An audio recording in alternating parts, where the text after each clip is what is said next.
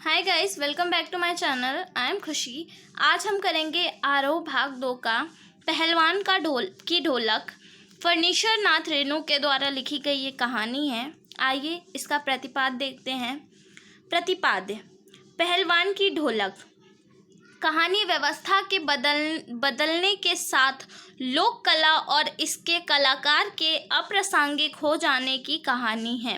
राजा साहेब की जगह नए राजकुमार का आकर जम जाना सिर्फ व्यक्तिगत सत्ता परिवर्तन नहीं, बल्कि जमीनी पुरानी व्यवस्था के पूरी तरह उलट जाने और उस पर सभ्यता के नाम पर एक कदम नई व्यवस्था के आरोपित हो जाने का प्रतीक है। यह भारत पर इंडिया के छा जाने की समस्या से जो लुट्टन पहलवान को लोक कलाकार के आसन से उठाकर पेट भरने के लिए हाय तौबा करने वाली निरीहता की भूमि पर पटक देती है।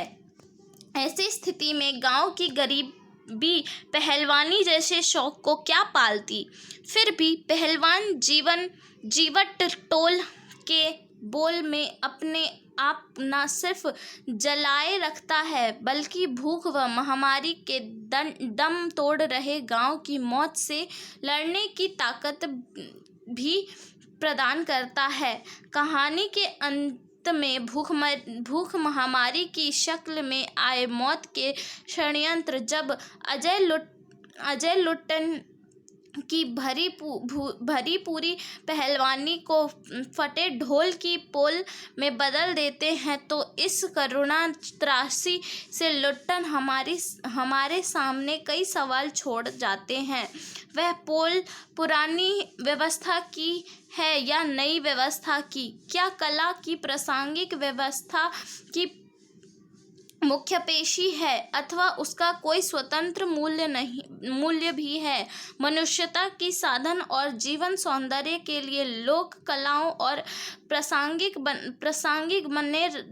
बनाए रखने हेतु हमारी क्या भूमिका हो सकती है? यह पाठ के कई